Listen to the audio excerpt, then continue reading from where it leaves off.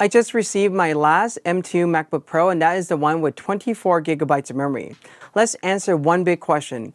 Is upgrading to 24 gigabytes of memory on this machine worth it? And are we going to see that huge of a performance improvement over, say, for example, the 16 gigabyte model? Let's find out. This is ArtIsRight. Before we start, subscribe if you're new and hit on the bell icon so you'll be notified every time I upload cool new videos like this. Let's answer one big question. Is 24 gigabyte worth it inside these M2 computers? There are many ways to upgrade to M2 and memory is one of them. Here's the price for the memory upgrade on the M2 right now. This is both the 13-inch MacBook Pro M2 and the M2 MacBook Air. That is the complete redesign. Let's take a look at our test system. I have multiple that we're going to be doing this test on, but for the 13-inch MacBook Pro M2, the SSD size is pretty much the same, the 256 gigabyte. The memory on these machines will vary between 8, 16, and 24, and I'm also including the result from the base MacBook Air as well that has 2 less GPU core. However, everything else is very similar to the base MacBook Pro M2. You'll also be seeing result from these other M1 chip in the lineup as well, from the M1 Ultra to the M1 Max and also the M1 Pro in many different memory configurations. Mac Mini M1 and also MacBook Air M1 that has passive cooling. If you want to see the result from the Intel machine, I will leave a link to that video in the description below. That is my Mac Studio Ultimate Review, which I compare the Mac Studio against 3 Intel machines, a 28-core Mac Pro that costs around $20,000, a 12-core Mac Pro, and also a 2019 16-inch MacBook Pro with the Radeon Pro 5500M video card, so you can see the comparison between those Intel machines against all the M1 in the lineup. Let me simply put it this way. The M1 Ultra, even the base one at 48 GPU, pretty much beats out that $20,000 28-core Mac Pro by a pulp. So that's really interesting there. Everything has been retested in these charts that you're about to see because there are apps update and everything. So I want to make sure that we're looking at the result that is going to be the most current. One thing to remember, as I always say in all these videos, is that we're going to see a lot of performance variation, and this comes from the lack of optimized app for the system. Many software developers are starting to optimize their software for M1 chip. However, the M2 is so new right now that we're not going to see much of that happening just yet, but it will come, and when that comes, we'll probably see a performance improvement on this.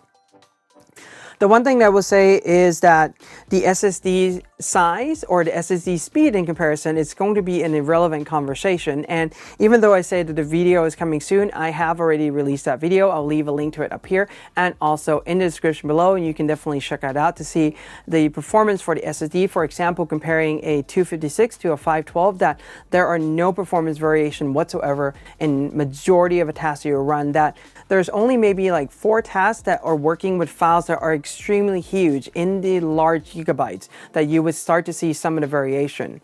And if you're doing that kind of workflow, well, maybe 256 base gigabyte SSD is not the one you want to look at anyway. So yeah, there is no SSD gate.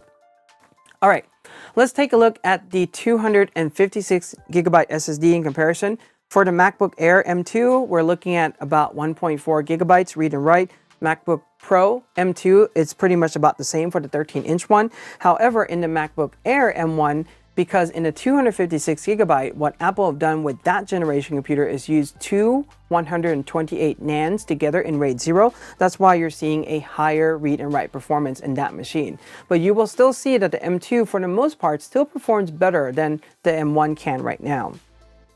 And if you're trying to figure out how fast of an SSD you really need, especially now that you're seeing all my videos I release, I'll leave a link to it up here and also in the description below. That video is going to give you a really good idea that you don't need to spend a lot of money on the fastest SSD possible because the program that we have right now can't really go in and utilize it. RAM. It's going to be important, but we're going to really make the distinction whether going from 16 to 24 based on the current apps that we have now is definitely worthwhile and a worth investment or upgrade to the system. Now let's have a look at the result from Lightroom Classic. Everything have been retested in version 11.4.1 running on macOS 12.4. A couple things to note is that Adobe have gone in and enabled GPU graphic acceleration for image export, starting with Lightroom version 11.4 and newer, which significantly reduced the image export time.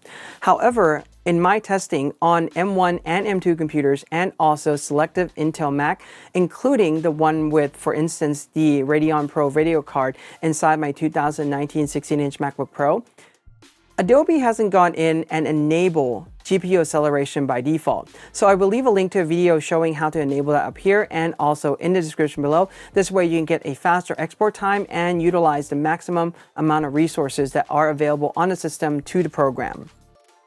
So looking at the result, comparing 1-to-1 export preview, these are 1000 Nikon D850 file, 45 megapixel. And a couple things I will note as well is that even if you're using a mirrorless file, as long as the megapixel are very similar, you will get a good idea for the performance. Whether I'm using a DSLR or a mirrorless, it really doesn't matter much. So based on what we're seeing right now, interestingly enough, I ran this test numerous times. The 24 gigabyte did not perform well at all. In fact, it took close to 6 minutes longer to run, which is highly an anomaly. Because if you take a look at this, the number is really supposed to be the top here somewhere, but that's not what we're getting right now based on the optimization for the machine that we have at the moment. When we add, for instance, the M1 into the list, this is what we're seeing right now. M1 Mac Mini and M1 MacBook Air, so you can kind of see the way how the program is scaling at the moment. And when we add in the rest of the machine to the lineup, we can see that the M1 Ultra is performing right at the very top right now, and the way how this is scaling is as what we would expect it from all the machines, with the exception of the 24 gigabyte model. I attribute this to the lack of optimization for the M2 again, and because the M1 chip, if you really think about it, the regular M1 only goes up to 16 gigabytes of memory. That's probably what the program is really used to seeing, that even though there is a resource that is available now that is more resource, it hasn't gone in and utilized that yet. What about export for 1000 files? And if we take a look at this, the 24 gigabyte model performed in second. So right now, the 16 gigabyte model is still doing a really good job, and this is using GPU acceleration on exporting for all these computers. The 8 gigabyte one comes in last, and when we add in, for example, the 2 M1 machine, amazing enough, the M1 Mac Mini is holding its own just fine. And I mean, if you're looking for just a desktop machine, you don't need the screen, you don't need portability. The M1 Mac Mini is definitely a good contender to buy right now because there are a lot of refurbished from Apple, and also you can buy them used at an amazing price point. So that is something to think about. M1 MacBook Air come in last, and also the M2 Air come in pretty much at about the same time as the M1 MacBook Air anyway. The distribution is as about what we would expect it, with the exception of the 24 gigabyte model that's not really at the top of the list, which we were really kind of expecting that it would be. When we add the result comparing this to the other machine, obviously more memory in general would perform better, but this is the anomaly in the chart right now, the 24 gigabyte one. So kind of give you the hint a little bit that if you're going out to configure 24 gigabytes on these machines today, you may not want to do that just yet because the current software can't utilize it at the moment. Will it do it in the future? Chances are yes, but at this point in time, this is what we're looking at. So remember, in Lightroom Classic, go in and enable GPU acceleration. This way you get the fastest export possible, especially for the machine with 8 gigabytes of memory. All right, Lightroom Classic HDR Merge. Let's take a look at some of the results. So we compare all these machines right now. The 24 gigabyte is coming out the same as the 16 gigabyte one. Not that much faster, but this is pretty much a CPU based task. It doesn't use that much memory on the system to start out with.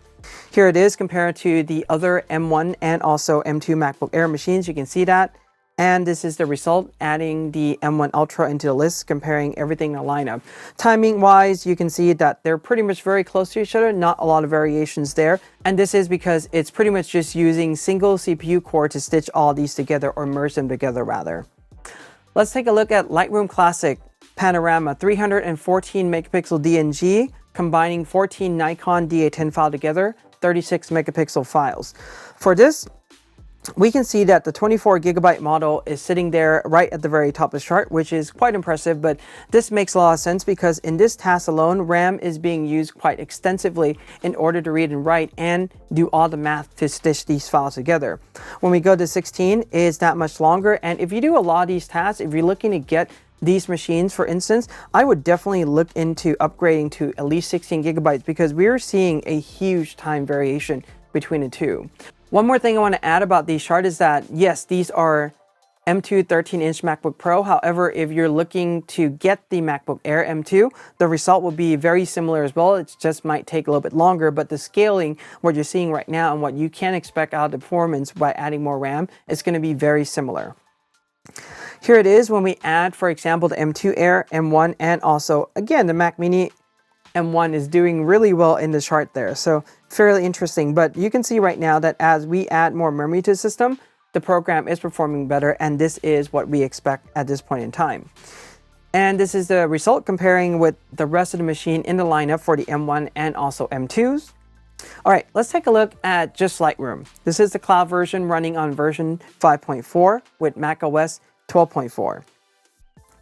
So with this, we can see a couple of things is that the 24 gigabytes coming in at the middle again, it's not really doing the best of job at the moment, which is kind of curious because it is slightly slower than, for instance, the 8 gigabyte base model. And in this test, it's all weird out because, I mean, if you really look at this chart right now, the 8 gigabyte model is the fastest and is even faster than the 16 gigabyte model. But this is using both the CPU and also the RAM in the system. So something is going on with Lightroom CC right now, the way how it is exporting. When we add in the result from the other computer, Mac Mini M1 is still holding itself just fine. And here's the result comparing it with the rest of the M1 in the lineup. Let's take a look at the result from Capture One running version 15.3 on macOS 12.4.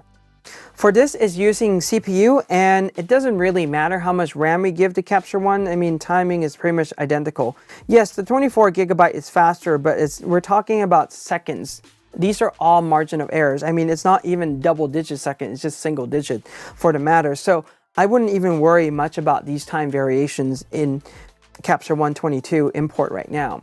When we add in the other machine, for example, the M2 MacBook Air is a little bit longer. M1 Mac Mini, you can see that that even takes longer because, yes, I mean, the CPU and architecture is a little bit older. Capture One is favoring the new architecture a little bit more, but remember that Capture One is in no way, no shape or form optimized for the M1, let alone the M2 at the moment. And the performance starts to fall apart really quickly when we start to scale the CPU and GPU up with Capture One. And you can see that right now with this chart. So the M1 Ultra having double the CPU, we're supposed to see that line somewhat about here, but we're only seeing about 3 minutes faster. So yeah, not really good at scaling whatsoever. What about export? Well, same amount of GPU, similar amount of memory. Timing, it's pretty much all within a margin of error with the 8 gigabyte model taking the longest, but timing on this is again still very close to each other, that I would consider these all to be within, less than a minute or even 30 seconds. And I would definitely say that yes, these are within the margin of error. When we add in other machine into the lineup, the M2 MacBook Air and also the M1, you can see that there. So this will give you a good idea if you're using Capture One, which machine you may want to consider getting. And also when we add in the rest of the M1 lineup, we can see that the Ultra sits at the very top, and the Ultra 48 GPU going from 32, you can see that it's only about a 3-minute gain right there. And the best recommendation I have with Capture One is that based on my testing, the 24 GPU, which is a machine I no longer have in my studio because I'm borrowing my friend to do that test, pretty much will sit right around there. So if you're using Capture One, you want to save a few $100, get the 24 GPU one. It's definitely going to be the best performance out of the group, price per performance ratio. Let's look at Photoshop. For this, I am using Lloyd Chamber Digital Lloyd Test. I will leave a link to his website and this test in the description below. I'm using 3 of his tests, and he has many other ones that can be run, but I'm just using these 3 because it gives a pretty good indicator for the machine. Starting with Photoshop Speed, 24 gigabyte in both the 70 and 90% RAM tends to perform the best. This is what we would expect, so that's a good thing. And let's take a look at the result comparing to the other M1 and M2 in the lineup. So the Mac Mini M1 is coming in 4th right now, but when we bump up the memory to around 90%, it's pretty much head-to-head with the, for instance, M2. But what we can see right now in general is that more memory on these tend to work well for Photoshop. This is really only a speed test, so the variation is maybe only like a second, so I wouldn't even worry much about this. This is really showing you the CPU speed on the system. Now let's take a look at a medium file. This is a 15.7 gigabyte, which is larger than majority of you would use, but it gives us a good idea as to how the memory is scaling on the system. So if you're constantly working with these large files, you can see that yeah, it's definitely worth it. From about 4 seconds to 16 to 33. I mean, this is pretty much scaling very similarly on the 90% RAM as well. So this is showing us a lot of really great results right now. So if you're working with a lot of large files, 24 gigabyte is definitely something to consider. Here it is when we add in the M2 Air, M1 Air, and also the Mac Mini. Amazingly enough, the Mac Mini comes in second on this one, and it comes in third when we bump it up to 90% RAM. But I mean, this is still a really great performer, and it's holding its own just fine. And here's the result comparing with the rest of the lineup, including the M1 Ultra. You feel free to pause this to compare the result. And let's take a look at Photoshop Huge 56 gigabyte. This is where having more memory in the system that is fast, because this memory internal interlink speed between the CPU and GPU using it is around 100 gigabytes per second. This is much faster than what it can really swap to the SSD, and you're now really seeing the performance improvement when you give the system just more RAM to work with, in general, more fast memory. So we're seeing that pretty much clearly here, but in other tasks you may not see that too much just yet. When we add in the other machine in the lineup, you can take a look right there between the M2 Air, M1 Air, and also the M1 Mac Mini. It's holding itself on just fine there. So it's really interesting how that machine performed against all these new chips that are on the market today. And here it is with the rest of the lineup, so you can compare the result. Lastly, we're going to take a look at the result from Final Cut Pro to see if the encoder decoder engine is really utilizing the extra RAM in the system, and if we're going to see any time variation whatsoever. For H.264, the timing is pretty much the same. These are all like 2 seconds apart, so they're all within a margin of error, no big deal whatsoever. When we compare to the rest of the lineup with the M1 and M2, they're pretty much the same. But when we start to scale this up with, for example, the M1 Pro, M1 Max, and also M1 Ultra, we start to see a time variation on those systems. And this is giving us a good indicator as to the encoder on these machines itself, or the number of encoders that the machine has. And here is the HEVC export result comparing these machines. When we start to add more memory, it is faster. However, if you take a look at the timing for these, they are within single digit in seconds, and I would say that this is within the margin of error. When we add the other M1 and M2 into the lineup, you can see that they are pretty much within margin of error of each other, and they are about the same.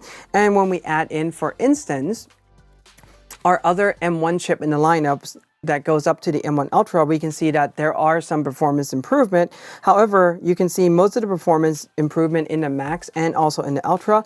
And even though in the Ultra I expect to see a much better performance than what we are expecting to see in the Max, but that may not necessarily be the case. I think we're going to see more of the performance in the Ultra improve with ProRes, which we are about to look at next. So ProRes 422, how does this perform? 24 gigabyte and 16 gigabyte is performing pretty much almost the same with each other. What this is telling us that 16 gigabyte is a really compelling option if you're looking to upgrade the RAM on the system, especially if you work with a lot of ProRes files. As far as the 8 gigabyte model, it took 8 minutes and 10 seconds, pretty much more than double what the other two machine can. So definitely upgrading memory is going to help out a lot. However, going that extra mile to upgrade to 24, we're not going to see that huge of a performance difference whatsoever. Here it is comparing to the rest of the lineup right now. The Mac Mini M1 still holds its own just very fine, somewhere in the middle there, towards like the middle top, and that's always good to see. You can see that the other machines, especially the one with passive cooling, is taking longer, and also the M2 MacBook Pro, the one that has a fan with 8 gigabyte, it's not doing so well there in the chart.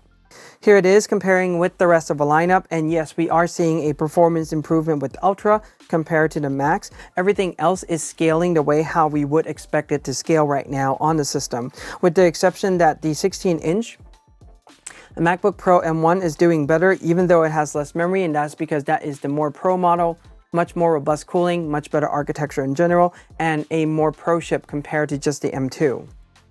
So here comes time to answer that question. Is 24 gigabyte worth it? Based on what you're seeing right now, my recommendation is as follows. If you want to upgrade the machine and you have this budget of $400 to spend, I would personally upgrade the memory to 16 gigabyte and spend the extra $200 rather than upgrading to a 24 gigabytes of memory. I would use that money to upgrade the SSD instead, and you're going to see a bigger performance gain on day one rather than upgrading to 24 gigabyte SSD and waiting for the program to get optimized to utilize extra memory in the system.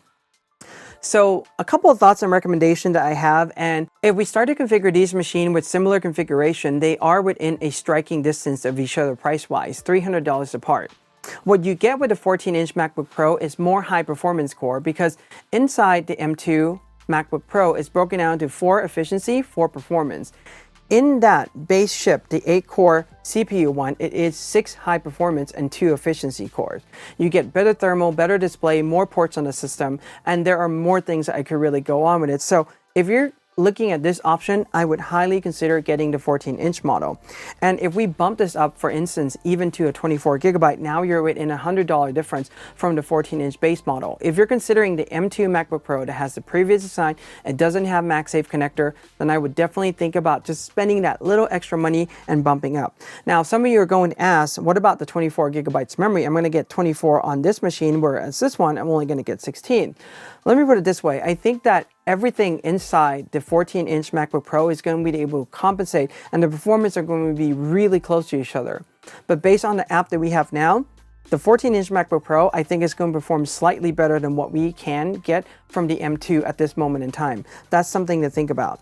And lastly, if you're looking at getting the M2 MacBook Air, you upgrade the chip to the 10 GPU version, and you're configuring this 24 gigabytes of memory. In fact, it's just priced exactly the same as a 13-inch MacBook Pro M2, and it is within $100 of the 14-inch model. I still recommend paying the extra $100 and going with the 14-inch base MacBook Pro because that's definitely going to give you a much better performance because inside the MacBook Air, there's no fan. When things heat up, it can just really slow down the performance, whereas inside the 14-inch MacBook Pro, it has a robust cooling system and also a better chip on the inside. So if you're looking at all these options, I mean, this is my 2 cents and my thoughts about this. Now, I also have read a few comments that there are some that are going to max out the MacBook Air with 24 gigabytes and 2 terabyte SSD because that is their use. They want a lighter machine or using it for web development and so forth and just browsing website, and that perfectly makes sense. But if you're really doing pro photography workflow though, if you're really throwing in a lot of raw files, a lot of large files into the system or doing a lot of video work,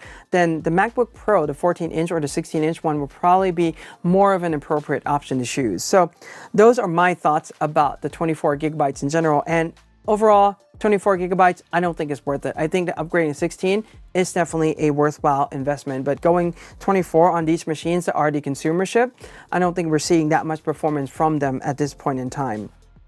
So anyway, that's my thought about the 24 gigabyte M2 MacBook Pro.